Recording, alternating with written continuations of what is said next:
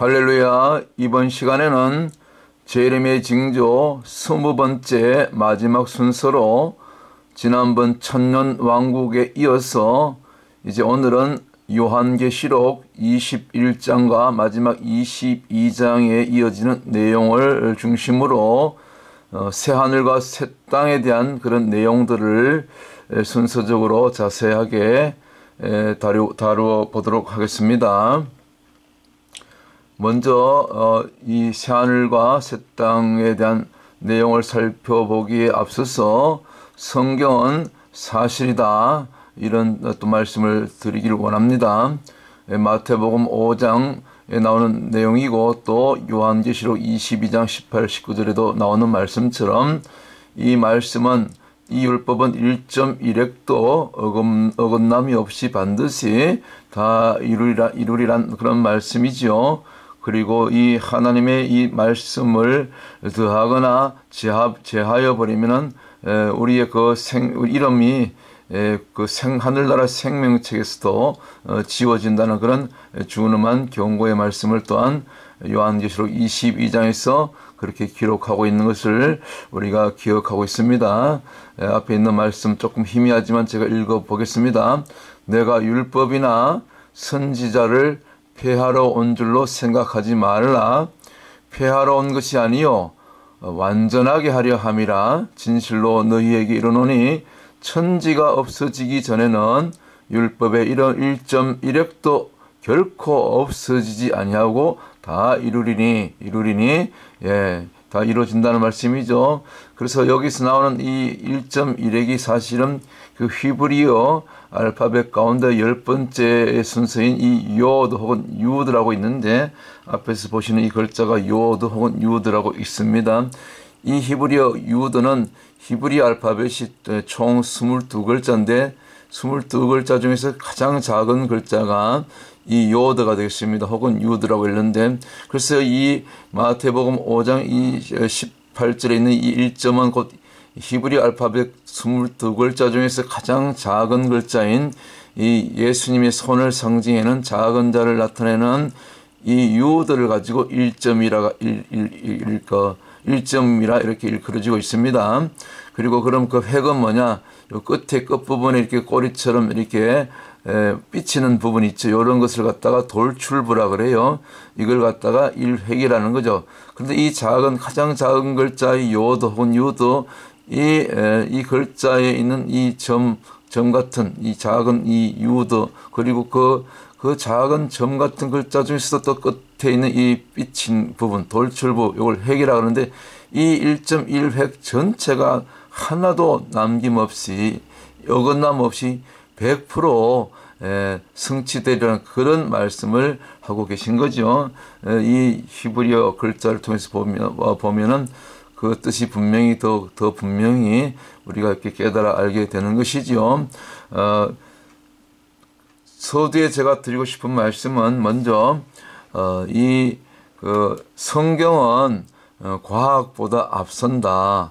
성경이 과학보다 우선이다. 과학은 성경을 나중에 이렇게 하나하나 발견하는데 도움이 되는 그런 하나의 툴이지, 결코 과학은 성경 위에 있지 못하고 성경보다 앞서지 못한다. 성경이 먼저 모든 것을 과학이 발달하기 전에 이미 수천 년부터 성경의 역사가 밝혀주듯이 다 기록하고 있는 것입니다. 그러한 예들을 이제 몇 가지 찾아보도록 하겠습니다. 먼저 욥기서 26편 7절에 열 것 되면은 그는 북편 하늘을 허공에 펴시며, 하나님께서 천지 만물을 지으실 때 이 그 북편 하늘을 허공에다 펴셨다는 그런 기록이 있어요. 그리고 땅을 공간에 다시며, 이때 이 땅은 이 지구를 말하고 있죠. 그런데 이것이 과학 이전에 이미 지금으로부터 대략 3,500년 전에 이 욥기서가 기록되었다고 보는데, 아니 과학 이전에, 나사 이전에 그 우주에 그리고 이 공간을 관측하는 그 별들을, 은하계를 관측하는 그런 나사의 그런 참 뛰어난 허블 망원경이라든가 요즘은 또 다른 더 뛰어난 그런 성능이 있는 그런 망원경들이 있잖아요. 천체 망원경. 그런 망원경들이 발견되기 이전, 지금으로부터 3,500년 전에 이미 과학이 전에 이 모든 것을 정말 지금 현재 우주 공간을 떠돌고 있는 그런 모든 인공위성 그리고 우주 망원경이 마치 그렇게 뚫어 이렇게 보듯이 관찰하듯이 속속들이 이렇게 들여다보듯이 미리 다 보고 그대로 기록해 놓았다는 것입니다. 자, 그럼 이 욥기서 26편 7절의 말씀이 실제적으로 이것이 후대에 이제 발견이 된 거예요. 발견이 된 것입니다. 이 과학 기술에 의해서. 그래서 실제로 이 북두칠성과 목동자리 뒤편에 지구로부터는 약 4억 광년 아주 정말 상상도 할 수 없는 그런 아득한 그 먼 거리에 북쪽에 그 바로 북두칠성 바로 뒤쪽에 지름만이 이 터지 텅 빈 공간이 있는데 별이 없는 넓은 공간이 있는데 그 넓은 공간의 지름이 무려 3억 광년이 된다는 것입니다. 지구로부터 4억 광년이 떨어진 그 먼 곳에 또 그 지름이 3억 광년 정도의 그런 별이 거의 없는 텅 빈 말 그대로 이 욥기서 26편 7절에 있는 말씀처럼 이 북편 하늘이 허공에 곧 별이 없는 공간에 이렇게 넓게 펼쳐져 있는 그런 공간이 실제적으로 발견이 되었다는 것이죠. 그리고 또 이렇게 관측하다 보니까 또 지구는 그 공간에 또 이렇게 달려있고 지구를 보았을 때 이런 것이 과학이 전에 3,500년 전에 미리 성경은 얘기하고 있는 것이죠. 실질적으로 이게 신문에 발표된 것이 아닙니까? 1981년 10월 2일자 뉴욕타임즈가 이렇게 또 특집으로 발표한 그런 기사를 지금 제가 이렇게 인용을 한 것입니다. 미국의 3대 천문대, 다른 또 천문대가 있는가 봐요. 그 나사 외에. 거기서 이렇게 관측한 결과와 동일하다는 것입니다. 그러니까 이게 증명이 된 거죠. 무슨 얘기입니까? 과학이 성경에 있는 그 사실을 팩트로 이렇게 무슨 팩트 체크한다 그러잖아요. 이게 체크가 된 것입니다. 증명이 된 것이죠. 도대체 북편 하늘에 뭐가 있길래 성경이 구체적으로 언급하고 있습니까? 사실은 북편 하늘에 뭐가 있습니까? 하나님이 보좌가 있는 곳이 바로 북편 하늘 아니겠습니까? 저 멀리 북극성, 북두칠성 그리고 뭡니까? 카시오 무슨 별이 있죠. 그 별 운하의 그 별자리들 힘에서 잘 안 보이는데 하여튼 카시오 뭐라고 되어 있네요. 그래서 성경을 읽을 때는 항상 우리가 그 의문을 가지고 이렇게 또 접근하고 또 모르면 또 잘 아는 분들에게 또 물어보고 또 주석에도 없는 내용들은 또 성령님께 물어보면 하나하나 이렇게 때가 되면 성령께서 깨닫게 해주시는 줄 믿습니다. 그래서 나사에서 실제로 촬영되었다는 그런 아래 그 사진이 좀 유명한 사진인데 이게 인터넷 또 구글에 보면 나오죠. 어쩌면 이것이 정말 희황 찬란한 그런 광채가 바라는 어떤 그 계획된 도성이라고 보죠. 도시처럼 보이는데 그 건물들도 보이고요. 정말 좀 수억 광년 떨어진 먼 곳에 있는 어떤 이 하늘에 있는 그런 하늘 도성이 이렇게 나사에서 이렇게 관측 카메라에 위성에 이렇게 촬영된 거로 보고 있는데 사실 가능성도 있죠. 하나님께서 실제로 천국은 실제한다. 그리고 실제로 이사야서 14장에 보면 그 하나님 보좌에 있던 그 루시퍼가 타락하기 전에 있었던 자신의 그 있던 처소를 자신이 직접 내가 북극 지폐의 산 위에 자정하리라 교만해져가지고 타락해서 그런 소리를 하고 있죠. 자기가 있던 곳이니까 잘 알고 있죠. 가장 정확하게.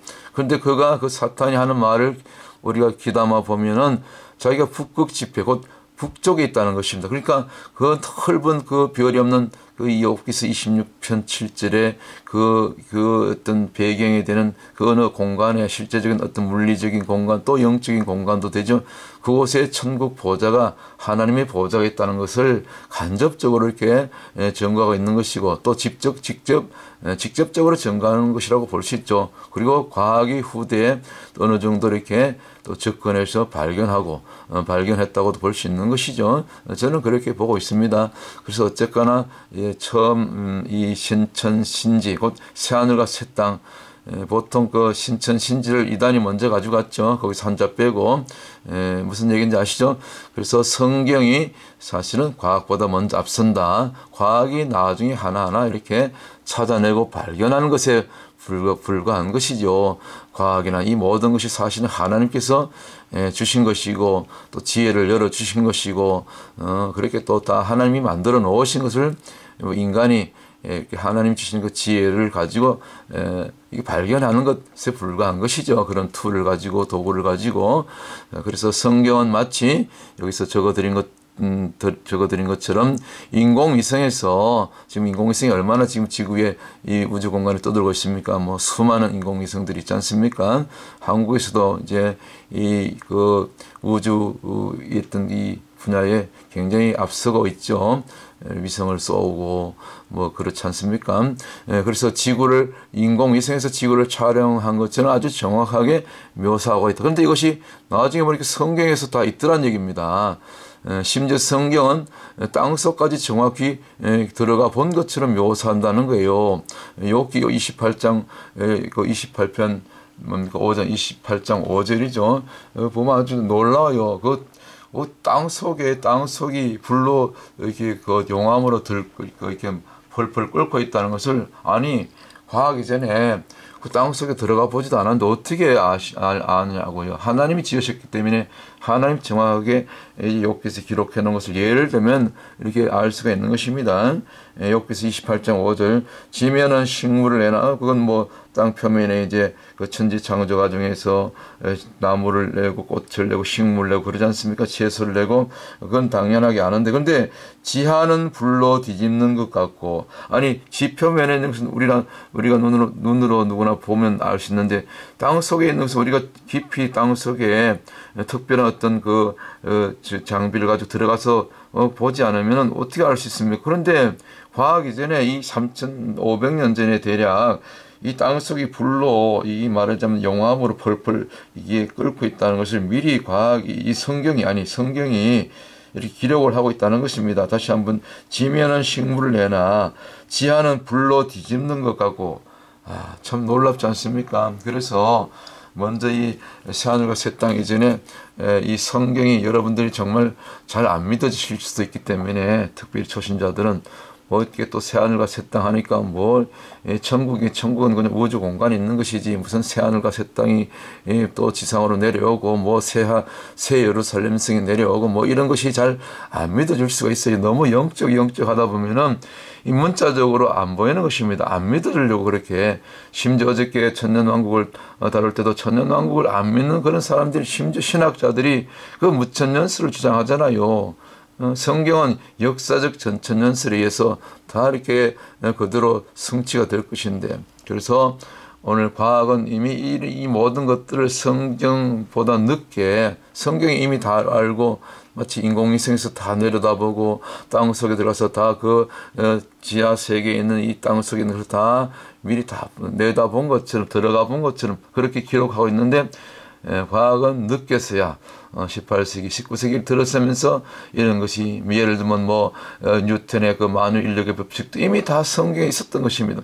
히브리서 1장 3절 그의 능력의 말씀으로 그가 예수 그리스도죠. 창조 사역을 담당하신 성자 예수죠. 성자의 사역이죠. 그의 능력의 말씀으로 만물을 붙드시면 이게 만유 인류의 법칙, 중력의 법칙 아닙니까? 성경이 미리 과학 이전에 법칙 이전에 성경에서 다 이미 다 밝혀놓으신 사실을 밝혀놓은 사실을 과학이 뒤늦게서 이렇게 발견하고 있는 것이죠. 그래서 성경은 마치 인공위성에서 지구를 촬영한 것처럼 묘사하고 있다. 그래서 이 히브리서가 기록된 것은 AD 63년에서 69년경이니까 불과 1세기죠. 그러나 그 이전에 이미 3,500년 전이니까 히브리서 1세기로 역으로 계산한 대략 그때로부터도 2,500년 전에 이미 욥기서에서 미리 이런 사실들을 과하기 전에 다 이렇게 밝혀 놓으셨다는 것입니다. 참으로 놀랍지 않습니까? 그래서 또 다른 한 예를 들면 그 육안으로 우리가 볼 수 있는 별에서는 대략 한 4,000개 정도 된다 그래요.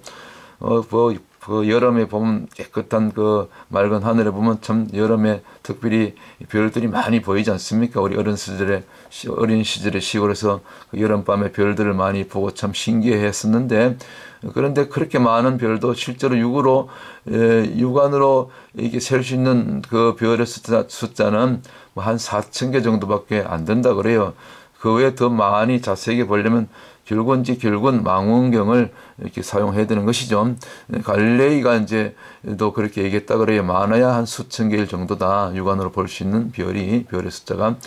그러나 하나님께서 뭐라고 기록하십니까? 시편 147편의 4절에 의할 것 같으면 제가 별의 수요를 계수하시고, 참 은하계 정말 셀 수 없는 그 모든 별들을 하나님은 다 계수하고 계시다는 거예요. 그리고 그 다 이름대로 부르신다. 별들의 그 많은 별들의 이름이 있다네요.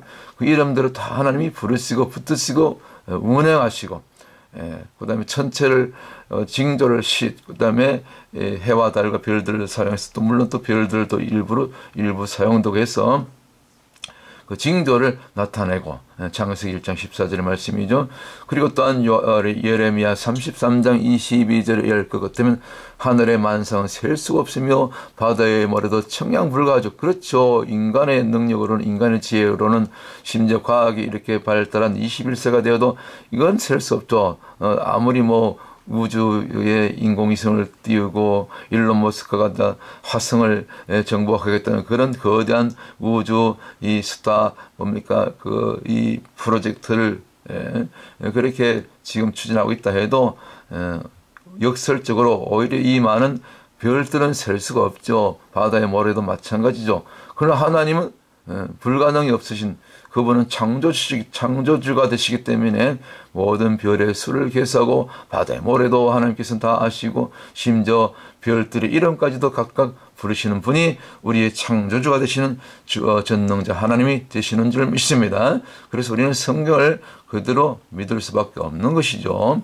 1.1억도 어긋남 없이 마태복음 5장 18절에 있는 19절에 있는 말씀처럼 그대로 다 성취가 되게 된다. 예를 들면 이사야서 17장 1절에 대한 이 말씀은 또한 스가랴서 9장 1절에 대한 말씀은 이 열방 그거 가운데 특별히 시리아 오늘 다메섹에 대한 예언인데 다메섹이 처절하게 철저하게 하나님께서 무너지고 이제 완전히 말하자면 황폐케 되라는 그런 예언이 있는데 사실은 이 말씀이 2011년 그 시리아 내전 이후로 수많은 수백만의 난민들이 발생하고 유럽 각지로 흩어들어가고 또 수많은 사람들이 정말 그 내전 가운데 그 IS가 나타나서 많은 사람들이 죽임을 당하게 되고 그리고 또 세월을 해서 이제 13년 만에 이제 그 2024년 바로 지난달인가 2달 전에 완전히 또 시리아의 그 반군에 의해서 시리아 정부가 그 50년 넘는 그 독재 정부, 아사드 정부 독재 정권이 완전히 무너지고 그가 급히 수많은 재산을 그렇게 은닉한 재산을 가지고 러시아 푸틴에게 붙어서 망명한 그런 뉴스를 바로 불과 한 달 전에 우리가 들었지 않습니까? 바로 이러한 것들이 이 이사야서 17장 1절에 이미 예언된 그 성경의 예언의 성취가 정확하게 이 마태복음 5장 18절 19절에 있는 말씀처럼 그대로 100% 이루어진 것을 단적으로 역사가 한 나라가 이렇게 증명하고 있지 않습니까? 뉴스가 지금 그대로 증명하고 있지 않습니까? 그래서 주님께서 뭐라고 말씀하십니까? 먼저 우리가 천년왕국이 어떻든지 또 마지막 때 재림의 징조 무슨 환란이 어떻고 그리고 휴거가 어떻고 그런 것 이전에 그 모든 것을 떠나서 우리 믿음의 출발이 되는 이 성경을 우리가 그대로 실제적으로 믿어야 되는 것입니다. 그런데 이 믿음이 찾아보기 어렵다는 것입니다. 진짜 믿음을 찾아보기 어렵다고 어려울 것을 미리 주님께서 공생의 기간 동안에 미리 말씀하신 것이죠. 그래서 인자가 올 때 세상에서 믿음을 보겠느냐, 심지어 제자들도 여러 번 주님께서 어찌 너희가 믿음이 부족하냐, 믿음이 없느냐고 그렇게 여러 번 책망받으신 사건들 우리가 또 제자들을 통해서 알 수 있지 않습니까? 얼마나 고집이 세면 제자들뿐만 아니라 저와 여러분 우리가 결코 제자들 앞설 수 없는 것이죠. 저희들도 마찬가지고 우리가 처음부터 잘 믿었습니까? 그렇지 않았죠. 그렇지 않았지 않습니까? 그래서 인생들이 잘 믿으려고 하지 않는다. 이것을 지금 말씀하고 있는 거죠. 그러나 오늘 창세기 15장 6절에 있는 말씀처럼 아브라함이 여호와를 믿으니 이를 그의 의로 여기시고 할렐루야. 그래서 오늘 신천지가 아닙니다. 원래 신천신지가 정확하게 맞는 거죠. 줄여서 신천지라고 하는데 제가 지금 이단을 얘기하는 것이 아니고 성경에서 이단들이 좋은 것들은 먼저 다 가져간다 그랬죠. 어제 지난번 순서에 그 천년왕국도 이단이 먼저 벌써 몇십 년 전에 가져가가지고 왕국회관을 자기들이 나름대로 이단의 왕국을 세워서 그래서 불과 몇십 년 전에는 천년왕국 얘기하면 이단으로 몰렸다니까요. 이단이 좋은 것은 다 미리 가로채고 14만 4천 미리 다 가로채고 그래가지고요. 그러나 이제 때가 되니까 이 모든 것이 이제 밝히 드러남으로 말미암아 우리가 마음 놓고 이렇게 정말 참 부끄러운 얘기지만 당당하게 이렇게 이제는 모든 것을 밝히 드러내는 이 마지막 때가 된 줄 믿습니다. 그래서 새하늘과 새 땅을 이제 다루기 전에 먼저 이렇게 좀 그 기본이 되는 이 과학보다 성경이 과학보다 앞선다. 우리가 먼저 이 믿음을 전제로 우리가 지금은 다 이해가 되지 않아도 천년기가 어떻고 새하늘과 새 땅이 어떻고 이 모든 것이 잘 이해가 되지 않더라도 일단은 먼저 믿으면 성령께서 역사하셔서 성령께서 깨닫게 해주신다. 그래서 이 아브라함의 그 믿음을 하나님께서 의로 여기시고 이삭을 살릴 것을 아브라함은 믿었던 것이죠. 그 방법은 몰랐지만은 그렇기 때문에 아브라함이 정말 주저없이 이삭을 하나님께 번제로 드릴 수가 있었던 것이죠. 오늘 이 믿음의 조상이라고 일컬어지는 이 아브라함의 믿음이 저와 여러분의 믿음이 되시기를 주의 이름으로 간절히 축원합니다. 여기까지 잠시 마치고 이어지는 내용은 이제 2부, 3부로 계속해서 이제 새하늘과 새 땅에 대한 그런 자세한 내용들을 이렇게 이어가도록 살펴보도록 하겠습니다. 샬롬.